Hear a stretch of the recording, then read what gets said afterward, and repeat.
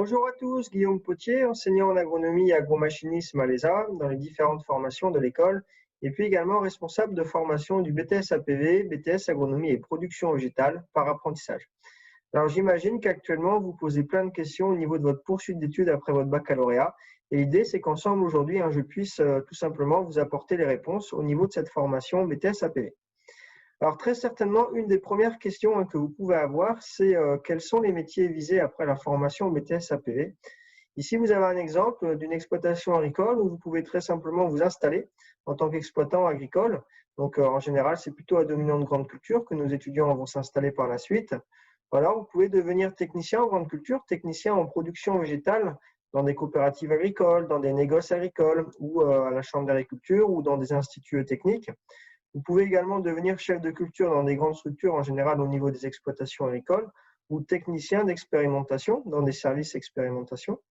Ou tout simplement, si vous êtes intéressé par notamment la sélection des plantes, vous pouvez travailler chez des semenciers. Donc, vous voyez, vous avez tout un panel de métiers dans la production végétale auquel vous avez accès directement à la sortie de votre BTS APV. Quel est le programme au niveau de la formation? Alors, ce qu'il faut retenir, c'est que l'agronomie, c'est vraiment le cœur du programme, où si vous regardez bien ici, en rouge, dans l'encadré rouge, vous avez à l'intérieur ce qu'on appelle le tronc commun. Donc, on est essentiellement sur des matières générales. Que vous soyez en BTS Axe, en BTS TC, en BTS PH ou BTS APV, ça restera grosso modo la même chose. On a M11, M pour module. Donc, M11, c'est l'accompagnement au projet professionnel et personnel. Donc, l'idée, c'est d'accompagner le jeune, de faire un suivi personnalisé du jeune pour qu'il mûrisse son projet de formation et notamment son projet au niveau professionnel. Vous retrouvez de l'économie générale, de l'expression, communication, de l'anglais, des maths, des statistiques et de l'informatique.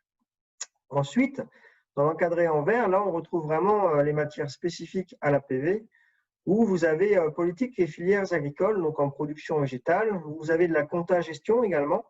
Donc là, c'est également important d'avoir de solides bases en compta-gestion si demain vous souhaitez reprendre une exploitation agricole. Vous retrouvez un module climat et sol, où là, c'est vraiment de l'agronomie générale.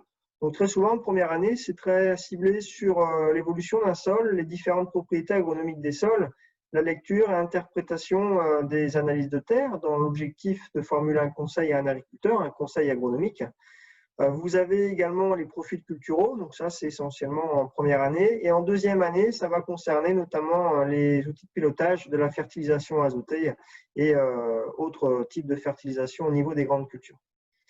On retrouve de la biologie végétale. Donc, biologie végétale en première année, essentiellement ciblée sur le fonctionnement général d'une plante cultivée, fonctionnement de la photosynthèse, et en deuxième année, la sélection des plantes.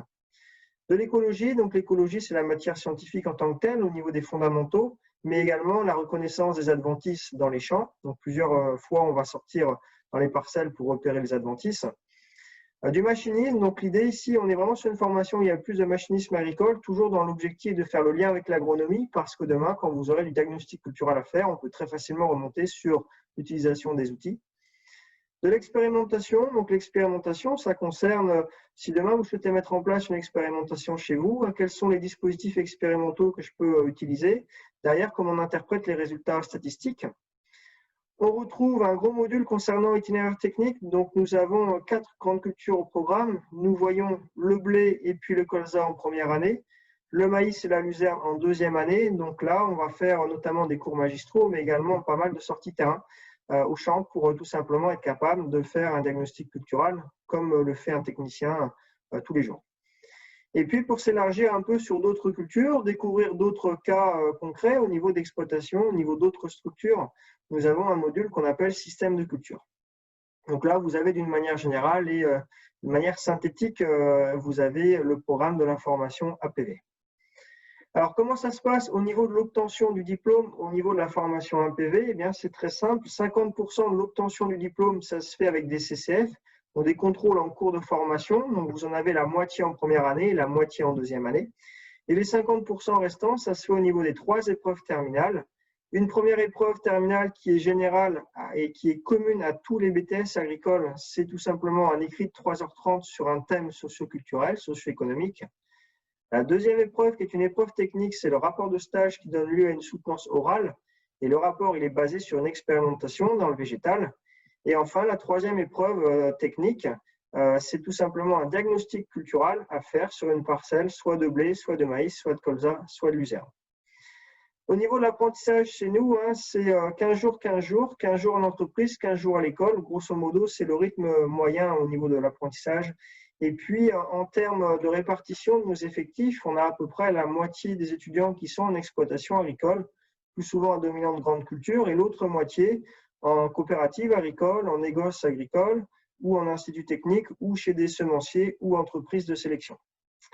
Au niveau des conditions d'admission, comment ça se passe? Vous allez nous renvoyer un dossier d'admission que nous allons observer, que nous allons regarder de manière très attentive. Et puis après, vous allez revenir à l'ESA pour passer des tests de positionnement.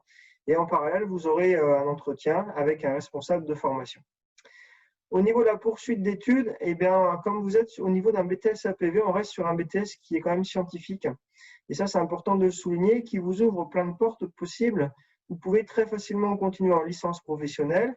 Vous pouvez très facilement continuer également en agri-cadre. Ça peut être la même chose pour le bachelor et ça peut être également la formation ingénieur. Donc, vous voyez, tout est ouvert, y compris également les masters. Alors, si vous souhaitez avoir un peu plus d'informations concernant les admissions, n'hésitez pas à revenir vers le service orientation chez nous, qui vous renseignera de manière beaucoup plus précise. Et puis, quant à moi et toute l'équipe enseignante reste vraiment mobilisée pour répondre à toutes vos questions. Et puis, nous vous attendons très prochainement à l'ESA pour une nouvelle rencontre. Merci à vous, à bientôt. Au revoir.